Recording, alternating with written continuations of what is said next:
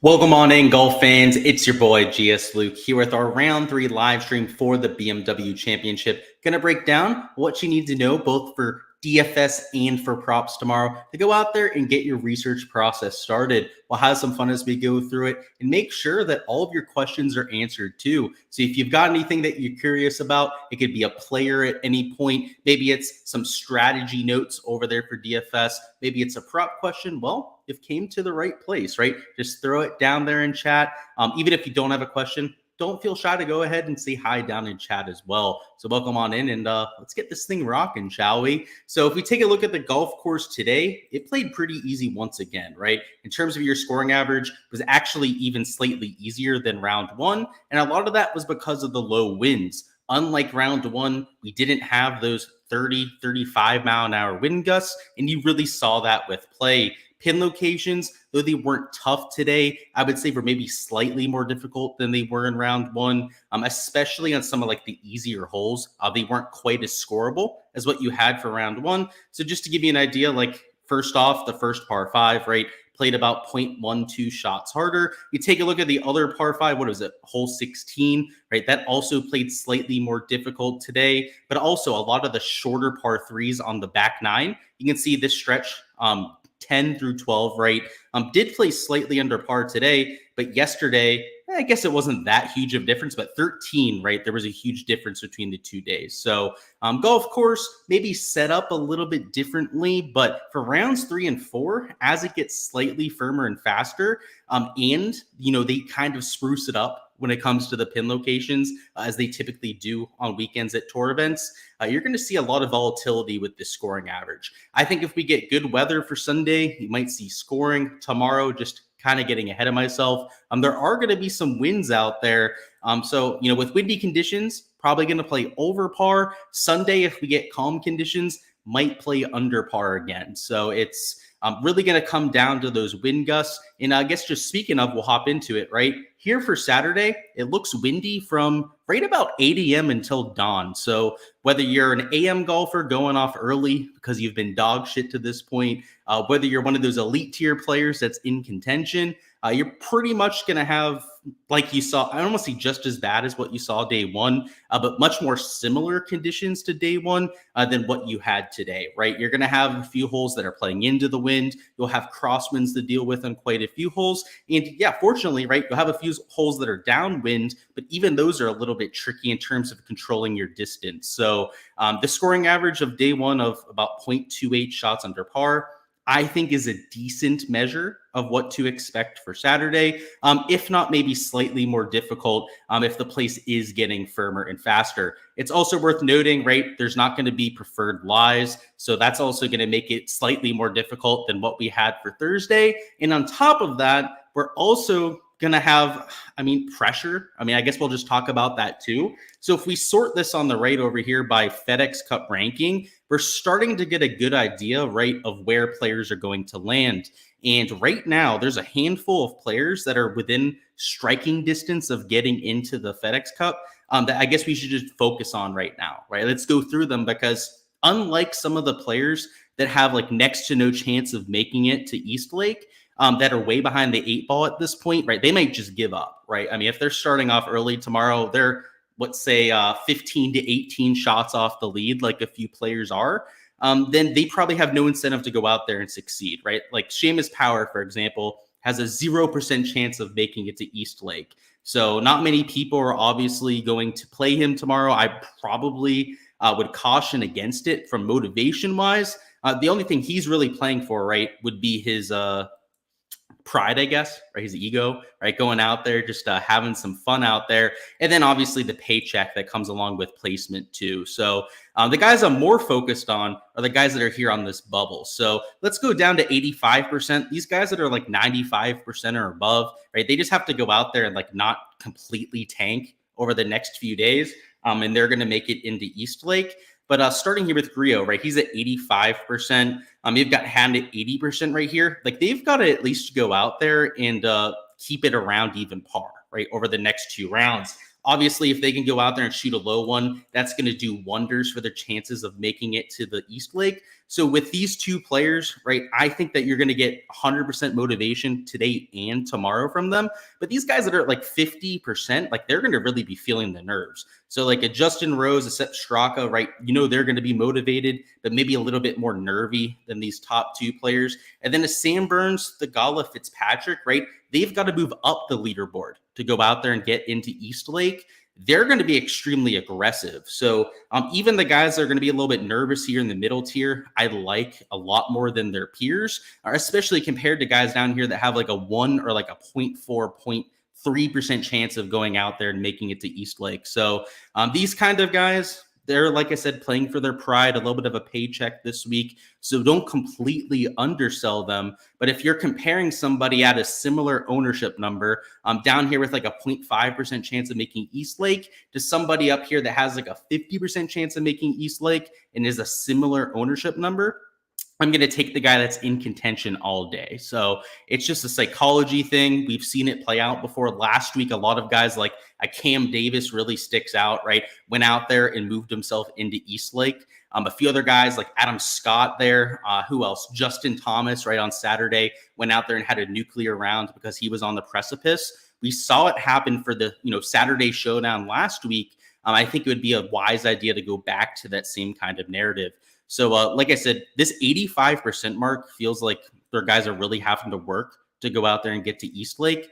Anybody from, let's say, Griot down to, let's go down to JT Posted, maybe Cam Young down here, I think has some sort of incentive to go out there and have a nuclear round. The guys like Cam Davis that are at like 1%, Adam Svensson, maybe they kind of care at this point, but I think the guys that get the tangible edge out there are probably going to be the ones that have a much higher percent chance of making it.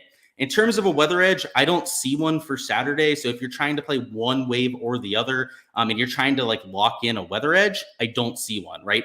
The edge today really actually flipped on us. I thought the morning would play easier than the afternoon, and it was the exact opposite. So here for Saturday, I think it might play the same way where the afternoon is slightly easier than the morning. The reason for that, by the way, was the temperatures, right? Morning wave was a little bit cooler than the afternoon. And with a long golf course with long rough, when the temperatures die down, it just makes it play all that much longer. So you might see that same kind of effect. That doesn't mean go out there and play all the chalky players, which I guess is what we'll talk about right now. We'll hop into chat here in a second, but it's the perfect segue into the DFS strategy. So without a weather edge, right, a lot of people may question like, oh, what's the point of playing Saturday Showdown, right? Well, it's all game theory, right? Even with conditions that are slightly favoring maybe the later starters that are also coincidentally obviously going to be higher owned. That's how Showdown works for Saturday, if you're new to the party here.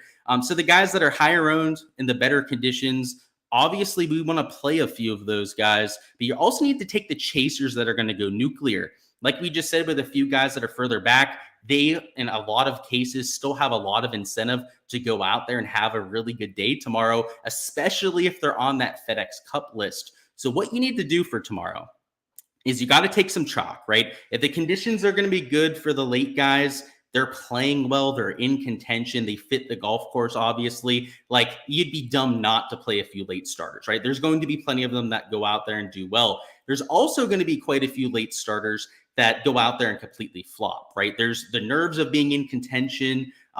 It's hard to back up a good round, all of that sort of fun stuff. But what I want to take advantage of, right, are some of the early starters that don't have anything to lose, right? They're going to be lower owned. We know that, right? The guys that are further back in the leaderboard are almost always going to be 2, sometimes 3 times lower owned than some of their chalkier counterparts at the top of the board. So we're getting the game theory edge there. And then also players that are going to be more aggressive. So though conditions might be better for the PM Wave golfers, I still think you're going to see at least 2, 3, maybe 4 or even 5 ceiling rounds from the guys going off out of contention. I think the prime candidates for that would be the people on the precipice of the FedEx Cup, or just players that are rookies, maybe not as established tour pros like an Eric Cole, Patrick Rogers, Kurt Kitayama, that even, a week like this, making 100, 200K matters to them, right? If you're Hideki or let me find you an example, right, of somebody that has a 0% chance of making it to East Lake that probably won't give a shit. Like Adam Hadwin. I feel like he just does not care, right? Hideki, obviously, he withdrew, right? He had like a 0.2% chance of making Eastlake. Guess how much he cared? He just withdrew from the golf tournament, right? So if that tells you that motivation can be a factor, obviously, I think that does. So who else? Brendan Todd, right, has next to no chance. I guess that's really it. A lot of like younger players are at the bottom of the board. I guess like Tom Hoagie, right? He's got next to no chance of making it to Eastlake. And I guess Cam Young, you could throw into that argument. You could say, and I'd probably cut it off at that point, right? A lot of the rest of the top tier guys are confidently into Eastlake at this point. But if there is anybody that has that concern, it's a very valid concern here for me this week. So you want to take some of those chalky players like I was mentioning. We're going to go through quite a few options on the live stream that fit that description. And then some of the chasers like a John Rahm, right, that are going to get maybe slightly worse conditions, but are going to be like 3 times lower owned than their counterparts. So, all right, we'll talk about players here in a second. Let's go through live chat, see what's going on. What's going on, Mark? Thank you for the Max Homa call. Of course, yeah, Hovland had a pretty decent day today, too. Patrick Cantlay, I mixed into a few lineups, played well. It was an okay Showdown day. It was slightly positive for Showdown, so we'll definitely take it. You DM me on Insta. Do I still use it? I don't, Brett, but I can check it. I still have access to the account, so I'll check it since you let me know. Max had a day, absolutely. Where I was I profitable, had a bad day. I did. I definitely profited, yeah. We had plenty of ceiling performances. I play in a large field GPP, so I played 50 lineups yesterday, and I made about 1.5x on Showdown myself. So I don't know what you do. I have no idea on your exposure, who you played, right? I only talk about like 5-6 players in my player pool on this live stream anyways. So you'll have to let me know, man. What's going on, Evan? You're new here, by the way. Well, hey, first off, welcome to the live stream. Cheers to you for stopping on by, and hopefully we can teach you a thing or two about DFS. So we're going to go through a few people. I always profit. That's not true. I do not profit every slate. And this guy, I'm just going to ban him. I can tell he's a smartass because of what he said yesterday. What a name, I got to say, dude. You've got quite the name there. Let's hop into this. So like I said, though, hopefully you learned a thing or two about DFS. We're going to go through some plays on here. Sometimes they work out, like a Max Homa yesterday. Sometimes they don't, right? That guy just was a smart ass. Was like, oh, you always profit? No, I don't, right? First off, Max Homa did great yesterday, but Terrell Hatton completely sucked, right? There were definitely guys in my player pool that didn't play well today. So, like, I don't know. That guy was just being a smart ass over there. Completely ignore him. But we're going to go through a few guys I like. You don't have to play them, obviously, but more importantly, pay attention to why I'm playing people, right? My thought process behind getting to a John Rahm or maybe taking a more chalky Colin Morikawa. It's the reasoning that's a lot more helpful to everyone out there than who I'm playing, right? You're still building lineups to try and beat me in large field GPPs, right? So like, bear that in mind that even if you completely copied my player pool, right, you'd only be doing as well as I am, right? You're trying to beat me in theory, right, in these large field contests. So just keep in mind that you don't have to tail everything that you see here. You can definitely, the guys I'm highlighting here, I just have to say they're my favorite plays for tomorrow, but hey, they're my favorite plays. They don't have to be your favorite plays. So first off, John Rahm, he's one of those chasers that I'm mixing in. So he's going to come with low ownership, right? That's part of the incentive to playing guys in the slightly worse conditions. And then John Rahm as a stud is more than capable of making up for that, right? Going out there, having a decent day, just overcoming, 10 to maybe 15 mile an hour winds. And I think the only issue tomorrow, right? I think the weather, the winds are going to be pretty flat, is temperature wise, right? And John Rahm is an elite tier bomber, an elite tier driver. Like I don't want to say he's immune to some of those early soft conditions, but like if anyone's going to overtake that and be able to handle it, right, it's John Rahm. So he'll be volatile. He's either going to shoot well over par like he did today, or go out there, potentially shoot 5-6 under par. I'll just say at this golf tournament when he won in 2020, he was 10 shots off the lead after 2 rounds and then won the golf tournament in a playoff at -4. So I'm not saying that he's going to win the golf tournament. He's 12 shots back, right? He's even further back.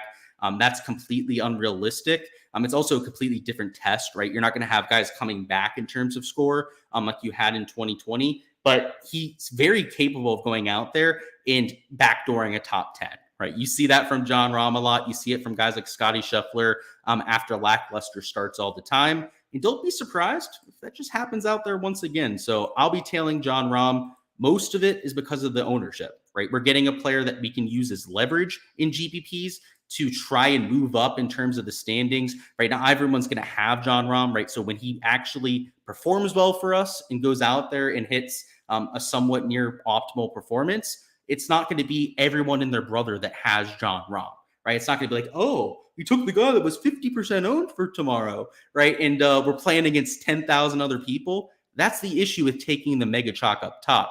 Just to give you an idea, Rory, Scotty Scheffler, gonna get some ownership, right? Patrick Cantlay, gonna get quite a bit of ownership tomorrow. It's all very predictable. Your highest owned player, Max Homa, right? Huge surprise, right? He's -10 and in the lead. It's all very correlated to the leaderboard and also just how popular certain players are. So like Ricky Fowler at -5, a lot of people are playing him. People love playing Ricky. Guys like Brian Harmon at -7 are getting some steam. Even Matty Fitz at -7, Chris Kirk. Like I said, it's all very predictable. And it's not like you have to fade all of that. Right? Like I said, they have the slightly better conditions, in my opinion, but only take 2, maybe 3 of them in a lineup. And then you've got to mix in a pivot like a John Rahm. And you don't have to pivot up top, right? My favorite place to pivot, we're going to skip around here a little bit. So bear with me here, guys. I would be down low, right? A lot of my chasers, so just to kind of like lump them in with John Rahm here, are in the 6K range, right? Down low where there's guys like Sepp Straka who have a really good chance of trying to get into the playoffs, right? They've got to go out there, have a decent performance over the last 2 rounds if they can make it to East Lake. Sepp Straka is one of those guys, right? He'll be low owned because he's +5, and no one wants to play a guy who's +5. Adam Schenk, same thing. Now, what is Adam Schenk's East Lake chance? Let's see. He's actually at 100% chance. So he's playing for placement anyways, right? Trying to get more strokes over there at East Lake. You want guys that are going to have some sort of attention span, right? Nick Taylor, same thing. He's into East Lake. Now, let's see. Where's Nick Taylor at on the standings? Let me double check on his actual percentage chance. So he's 100% into East Lake, but also playing for the standings out there. So a lot of my guys down low, right, are low owned out of the golf tournament, right? People aren't going to play them because of their standing, yet they still have that incentive, right, to go out there and try and get at least some sort of FedEx Cup points this week. So that should give you an idea of the kind of chasers that I'm taking. And down low, right, up top, we have the John Rahm chaser, right? There's a few other guys that maybe started off a little bit shitty. Tyrrell Hatton, I'll just say, I'm going right back to the well on Tyrrell Hatton. He had let's say a lackluster performance today, ended up +2, but I'm going right back. He's like 4 or 5% owned at this point. Let me double check. I'll give you the exact number per my ownership projections, but like he just has shitty rounds. Like that happens. It's golf, right? Like I don't hold grudges against players just because they screwed a few of my lineups from the day before. I'm just not the type to do that, right? So let's see. Where's Tyrrell Hatton? 4.7% owned. So yeah, sub 5% ownership. Count me in on those sort of guys. In terms of chalk up top, we'll talk about a few of them here, but like Morikawa, Fleetwood, a few guys that I'm definitely playing that fit that description.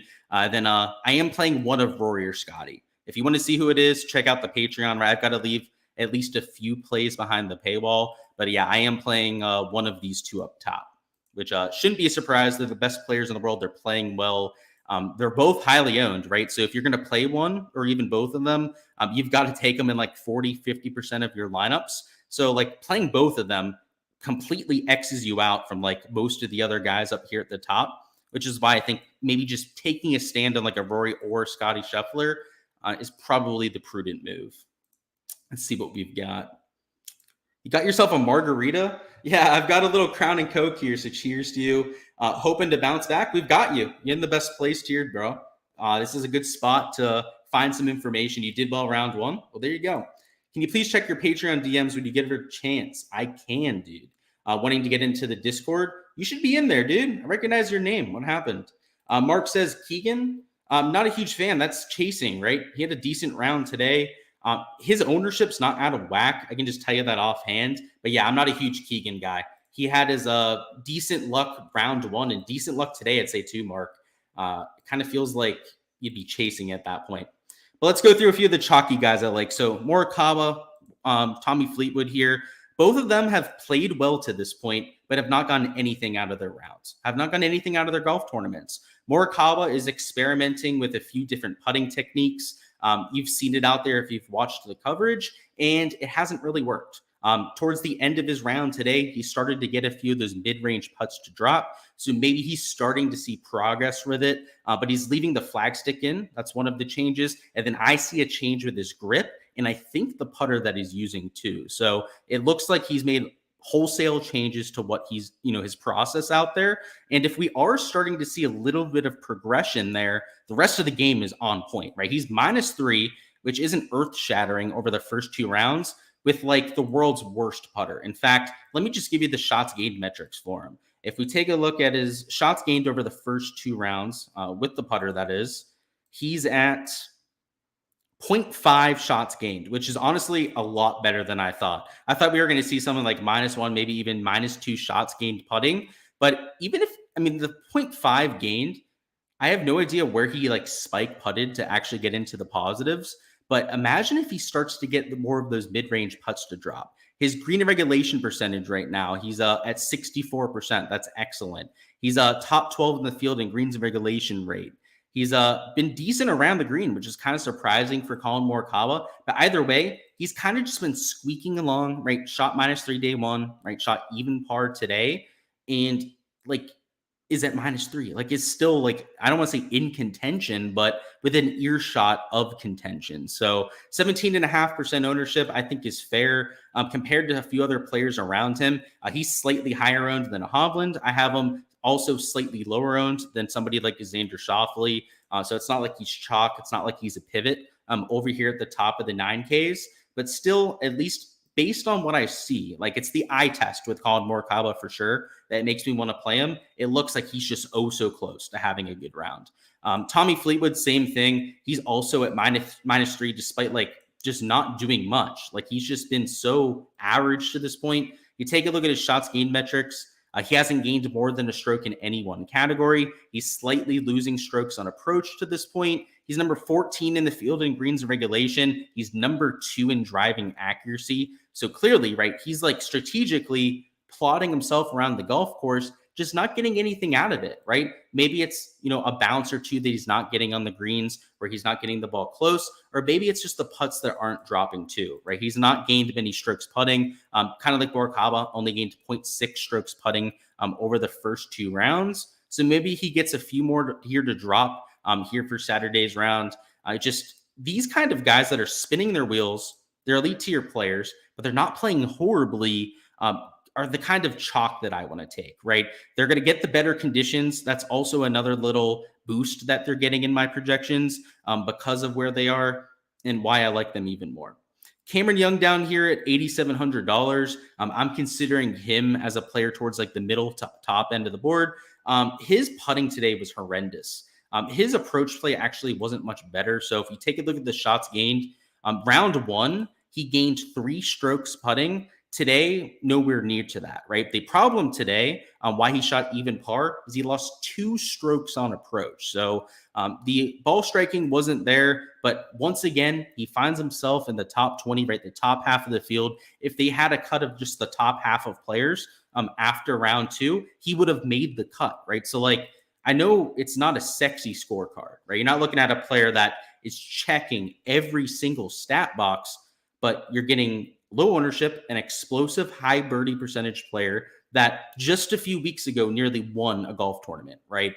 Out there, Rocket Mortgage was killing it through the first 3 rounds, gained over 9 strokes on approach that week. So I know like the approach play wasn't great today, but he's not all that far removed from going out there and absolutely killing it. So $8,700, I like him there. Let's see what's going on in chat. I need to get some Crown and Coke in me here. Any questions? Oh, we're good, actually. Sweet. If there's anyone you want my take on, let me know. But let's go through a few more of these highlighted plays.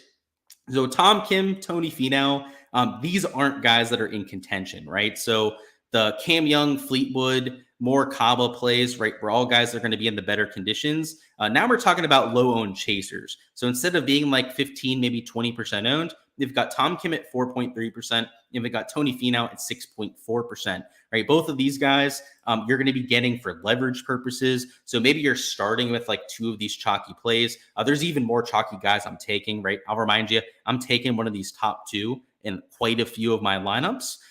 Down here, again, if you want to see who it is, right, just check out the Patreon. But there's going to be chalk that I'm taking, right? So maybe I'm using Jon Rahm to get some differentiation, and I can take a chalkier player down here in the 8K range. But if I'm starting with one of those top two, you've got to take like a Tom Kim or Tony Finau, right? You've got to get some differentiation, hopefully get that spike performance from a chaser. And I think guys like Tom Kim, Tony Finau, who aren't playing to get into East Lake, but are more so playing for position points to go out there and get more starting strokes, might be worth considering out there. Siwoo Kim, same thing, right? Playing for positioning. We talked about some of these lower tier options before, but up top, it's more chalk for me, right? A few chasers, and then down low, it's where I'm really hammering the chasers, right? So that's what I'm looking at in terms of lineup construction. There's going to be a few like hybrid builds I do. A lot of them are going to be spearheaded by Jon Rahm, right? Also Terrell Hatton, right? I mentioned him as a chaser that I'm taking towards the top of the board. If I'm starting a lineup with one of those two as one of my first or second man in a lineup, right, then maybe I can take more chalk down here in the 8K range, right? And I guess just to give you an idea of like chalk that I'd consider is, I guess Matty Fitz, right? I'm not playing Matty Fitz, but if I was starting a lineup with Jon Rahm, like you could play Matty Fitz if you wanted to. Like he's been excellent this week. If you wanted to go down here and play Chris Kirk, like you could play him if you started a lineup with Jon Rahm.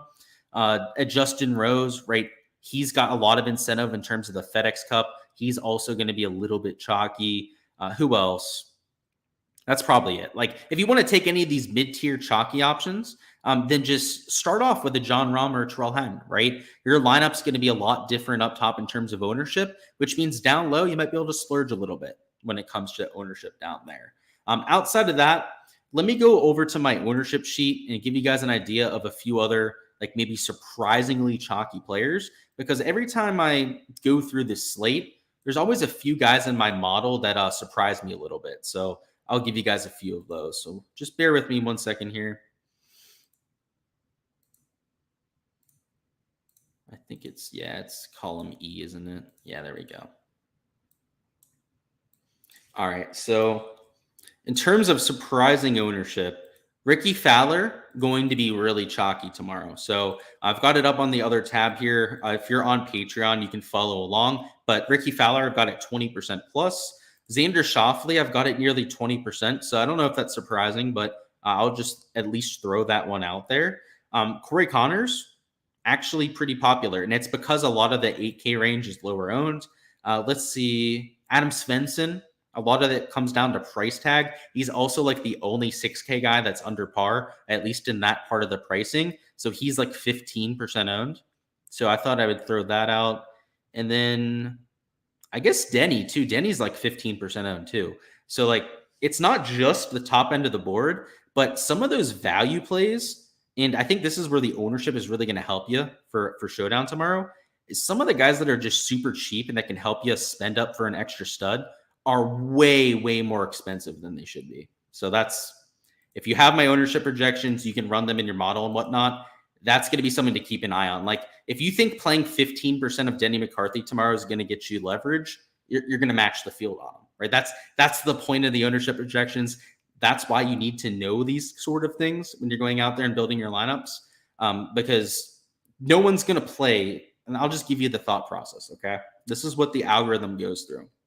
So no one's going to play Seamus Power after his first 2 rounds. Like literally no one. Like guys +8, right? So Hodges, same thing. Let's just sort this by score. I'll give you an idea. Like Taylor Moore, Straka, all these guys at the bottom of the board, right, are just going to be like half the ownership of what they were for main slate contests. The result of that is not only are these top end guys going to be even more chalky, is the guys at the bottom that aren't playing like complete shit. So let me sort this by salary. Sorry, I did this wrong. Like a Svensson, look at this. He's like, him and English are like the only guys under par in this entire range. everyone's going to play them down there, right? When they're out at the bars tonight, if they're out at dinner with their family, just not really paying attention to stats, right? Not bringing up shots gained. They're not doing projections, right? Building their lineups. They're going to see, oh, Harris English is playing really well. Oh, and I heard that there's a weather edge for the PM guys, and they're just going to play Harris English. They're going to play Denny McCarthy because he's playing well over the first 2 rounds, right? So if you're going to take somebody like an English or McCarthy tomorrow, to get proper leverage, you're going to have to play him in like 30% of lineups, like not 15%, like you typically would be able to for a showdown kind of slate. So it's a little different, right? Obviously after the cut for most events, right, it cuts down and it gets a little bit, the ownership condenses, but especially in this kind of field where we have 49 players. He did. He paid off quite well today. That was for sure. Thoughts on Wyndham tomorrow? Let me double check on his stats for you. That'll probably give us the best idea. So we'll go to Data Golf. I'll bring up these live tournament stats. And I want to look at specifically round 2. He had one really bad hole where he made a double bogey. So his off the tee numbers are definitely skewed a little bit. So we're going to have to keep that in mind. So, okay, he's here at -3. Today, he slightly lost off the tee. So he actually gained off the tee except for that one hole. Like I said, he hit a ball OB. So that was over a shots gained lost on that one shot. And he slightly lost on approach. So he was hitting greens regulation. I can tell you that because I bet his greens prop. And he went over for me today. So he was hitting greens, but wasn't hitting it close, right? That's what we can tell from that one shots gained lost. I don't think he's the worst play in human history, but it kind of worries me, right? That it not only was the off the tee on that one hole, but he also lost strokes on approach overall for the round. So I still think it's okay. Like I wouldn't let that talk you off him just on that alone, but I didn't like him that much otherwise. Like he wasn't like screaming to me as like one of my top end plays. In terms of lineup construction, if you're putting together a large field GPP lineup, like I said, how you start your lineup is going to dictate really how you build the rest of it. So maybe you want to start at the bottom of the board, right? A lot of times, we'll start up here. We'll click one of those guys, up there in the 10K range. Maybe we want to start down here in like the 8Ks because I feel like this is where your slate is made, right? Where you can definitely find some pivots. I think that might win you all the money tomorrow. So I'm going to throw Tony Finau in there. He's my favorite showdown play in like history. I'm going to throw Terrell Hatton into this lineup. So right now, right, just starting off our lineup, I've started with 2 mega pivots, right? 2 guys that are going to be like sub 5% owned up here in the 8 and 9K range, which means I could take all the chalk I want, right? So let's say I'm playing Scotty Scheffler tomorrow, right? Let's assume that he's the, either him or Rory, right? I'm playing Scotty. Let's assume that to be the case. I'm not telling you that's the case, by the way. Let's just say that we can start this way now, right? You have 2 pivots, so we can take a chalky Scotty Scheffler. And in fact, we can take another chalky piece if we want to. We don't even have to just stop there. If you want to take a Matt Fitzpatrick, who I think is more than fairly priced at $8,000, we can do so, right? And even in terms of salary, right, we can make this work. We go down here, we throw like a Nick Taylor in. He's got a lot to play for, considering his FedEx Cup position. And then you round it off with your favorite guy at $6,900, right, or cheaper there for the rest of your lineup. This sort of lineup here has some chalk in it, right? You've got 2 super chalky players. Nick Taylor's probably a pivot. If you wanted to take chalky-ass Denny McCarthy, that's fine, right? Because you've got 2 pivots in the mid-tier range. And then even Nick Taylor, right? He's not going to be like 20% owned. So you can make that kind of lineup work. So even just spending all of your salary, right? We get questions all the time about leaving salary on the table. Well, if you have pivots like Finau and Hatton, you don't need to do that, right? That'd be overkill. That would just be, I think, taking it a little bit too far. Just make sure that you're going to have some chalk in your lineup. That's okay, right? And some pivots. Just you got to have a mix of both of them out there. And then that's the way to build a proper DFS lineup. If you're in a single entry, maybe you make it a little bit heavier in terms of chalk, right? So maybe it's only like 1-2 pivots in a single entry kind of lineup, as opposed to like 2 or 3 pivots over there for a GPP lineup, but very similar kind of idea. If I was playing in cash, I would play all late guys. So unlike my GPP lineups, like this is where I would play that weather edge, right? So Chris Kirk at $7,100 is probably going to be the highest owned cash play. That's typically how it works. Who else? Harris English. is probably going to be like your second highest owned player for cash contest. So we can throw them in there. Let's throw Rory. Let's take Homa and Matty Fitz. So again, I can't give you a whole lineup, right? DraftKings gets pissed off if you do so. But if I was playing in cash, I would be taking the late starters, not only because they're going to be higher owned, which is good for cash. I know that sounds wild, right? After telling you that, you want to be differentiating yourself for your GPP lineups, but in cash, when you're only trying to beat half the field, ownership is just fine. In fact, it's actually a good thing when you're playing in a cash contest. So I would stick to those players in most cash slates, but especially when they have the better conditions, right? That's kind of just like the icing on the cake there. So that's probably what I'd be looking at for a cash kind of build. Outside of that, that's it for DFS. So if we don't have any questions, we'll be hopping into some props right now. Let's see what we've got. You still sticking with your 14 or 15 under winning score? Yeah, I think that's pretty accurate. Should be interesting to see where they finish. I think that's pretty accurate. Yeah, I heard a few other people mentioning like 10 to 12 under par as their winner even after today. So we'll have to see. Yeah, I think that it's going to get tough on Sunday, right? I think the wins tomorrow are going to make it a little bit harder, right, than you saw today, right? Maybe it plays close to even par. So I don't see like Homa getting to like 16, 17 under, right? Like maybe he shoots a few under and gets to like 12 under tomorrow. I don't see anyone going from like way behind the pack to like -2 or better, right? Like I don't see it happening like that. And then Sunday, who knows what the conditions look like, right? If it's windy again, maybe -10 wins it, right? Maybe they go backwards.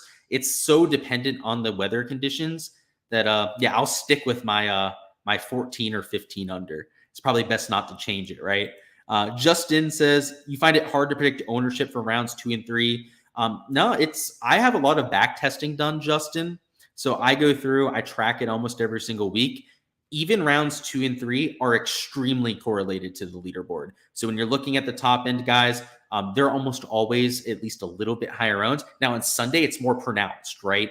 The top end of the board is like 2, 3, 4, 5 times higher owned than the rest of the guys, right? Like it's on steroids, but it's definitely doable, especially if you back test it, adjust your model, right? Try and account for different things. One thing I've had to start to account for, which has made my life a lot harder actually, is people playing the game theory edge, right? You don't have as many uneducated people going out there and playing Saturday Showdown, and they start to take the early guys, right? So rather than them being like 2, sometimes 3% owned, now we see them at like 5, 6%. So it's a moving target. There's a lot of adjusting that goes on my end when I'm trying to put together projections for ownership, but it's definitely doable. It's especially if you track it and see how you're doing, right? Like I'm sure if you're just doing it round to round, you're going to get a few guys wrong. But if you can figure out what went wrong, this is the key, right? Figure out what's going wrong in your model and then adjust for it, right? Like I've had a lot of things I've had to adjust on my ownership model. Like I mentioned, the game theory side of things, I've had to kind of tone down some of my models. And then weather edge, right? You have to incorporate that into your projections. Like I know me talking about a weather edge on here for a slate, right, might not have a huge impact, but people aren't dumb, right? They can do their own research, right? So if I see a weather edge, other people take that into account and factor that in. So it's very difficult. I'll just say that it's my ownership models, both for main slate and for Showdown, take up most of my time when it comes to my modeling. Projections in terms of actual players, golf courses, that sort of fun stuff. It takes time. Don't get me wrong, right? But ownership stuff is, because it's changing so much, I have to spend a ton of time on. Do we not even have a board up? That's unfortunate. All right, we'll still talk about what I want to do with props, but yeah, we've got no board up. We'll double check on Prize Picks, right? It might be hiding on us here. Nope, doesn't look like it. All right, maybe if we stall enough and just talk about props, we can finesse a board, right? Get it to drop for us on here on live stream. If not, of course, all of my props will be posted on Patreon. You guys know the deal, but I'm going to give you guys something for the live stream, right? A little bit of green goblins out there. Let's see what we've got. So for props, I do think it plays a little bit harder, right? I don't think it plays difficult though. So there's a difference, right? Just because I said I think it plays harder tomorrow doesn't mean I think it plays like 2 over par. I think a realistic scoring average would be like even par. I would say would be a good median for tomorrow. And you can see it's going to be for the entire day. Like the morning guys aren't really getting better conditions than the afternoon. So don't think that just because I am taking morning guys in my DFS pool that I think conditions are going to be better, right? It's more so for the game theory side of things, right? I'm playing them because they're super low owned and they've still got to shoot a low score to go out there and make the playoffs. There's a huge difference between that, right, and them having better conditions. So when we're looking at props, right, 50-50 type of scenarios, I don't really differentiate between the early and the late guys. The late guys are in contention at this event, right? They're going to be pretty locked in. We know that. The morning guys, they're locked in for other reasons, right? Just try to go out there and make it to next week. So, unlike a lot of Saturday or Sunday slates for props, I don't know if motivation is going to be as big of a factor for me, right? Because like everyone in the field kind of has that going. And like I said, for a 50-50 prop, right? Completely different situation than DFS. It's not something that I think is actionable. So an even par scoring average, I think, is the important thing to note. I think that greens are going to be a little bit harder to hit, I would imagine, because they're going to be a little bit firmer and faster.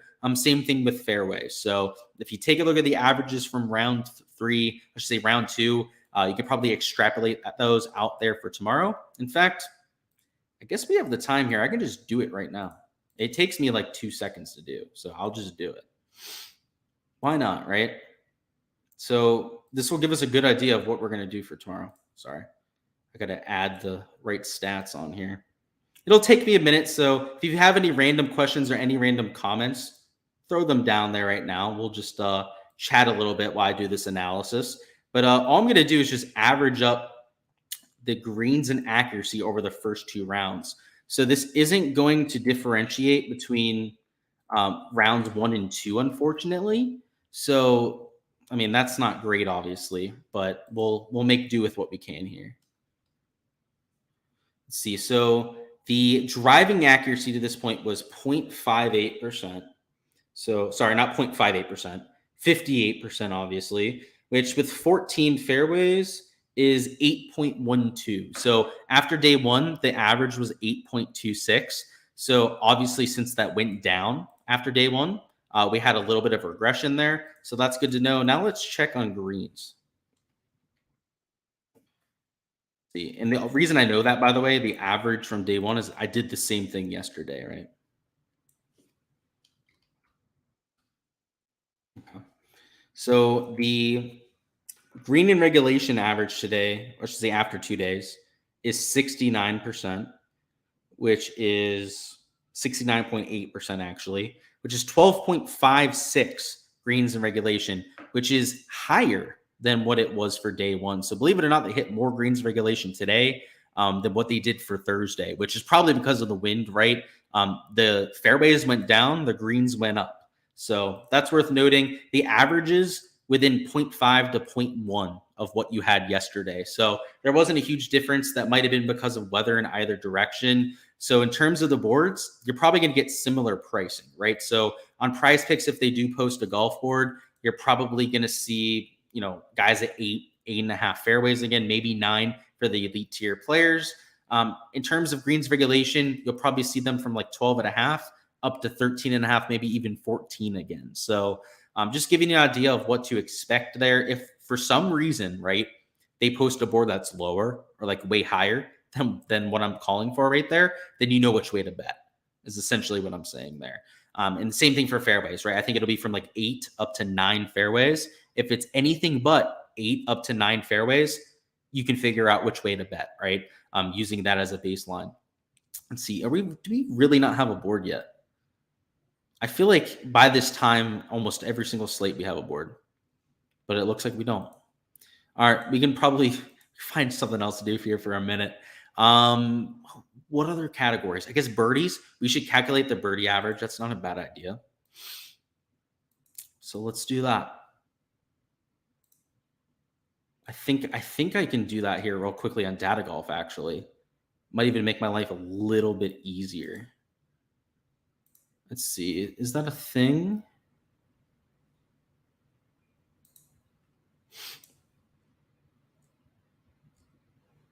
It might not be. All right, we can still figure it out. Okay, I'm just going to add this up real quick. Get ourselves a little birdie average. And I'll just share my screen so we can follow along together. So I'm just silent for the next minute.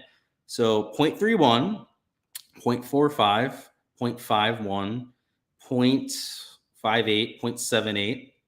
So you can see me doing mental math on here. So it'll be great. 107, 121, 139, 143, 147, 163, 199, 213, 242, 266, 295, 303, 33, 336. Okay, that should be accurate, hopefully. So 3.36 birdies per round. Literally, by the way, that's one of the easier ways to calculate the birdie average. Just literally go through and add it up. So 3.36 birdies per round. If my 2 Crown and Cokes in mental math was correct, which again, might be off. Don't take me 100% right on that. Should be correct, though. That should give you some perspective out there, too. So on Prize Picks, you might see a few guys at 3.5, right, that are like average tier players. And then your elite tier guys, I'd probably expect to see them at 4. Maybe Rory and Scotty at 4.5 birdies again. Heck, they might even be at 4 birdies on Prize Picks. So, because the average is only 3.36, right?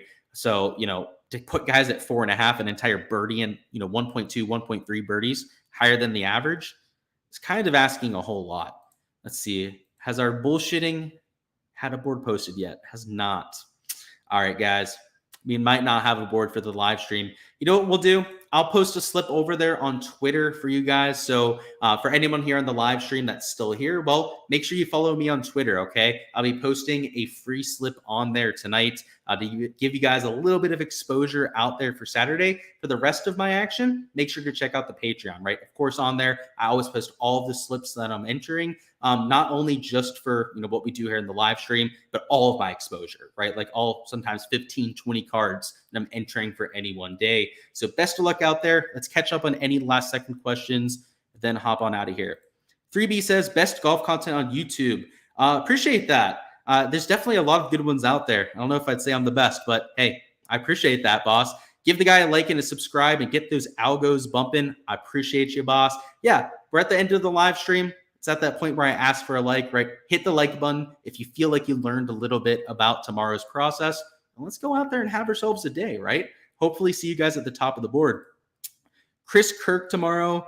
I'm thinking he's an okay play. He's going to be a little chalky, but, like I said, they're getting the better conditions, right? So, the fact that he's playing well, I think is, bodes well for him. But just know if you're playing Chris Kirk, Mark, it's coming with a lot of ownership, right? Like he's going to be one of the more popular players down there in that range. So just know that, right? If you're taking Chris Kirk, take a John Rahm or take like a Terrell Hatton for some ownership leverage there too.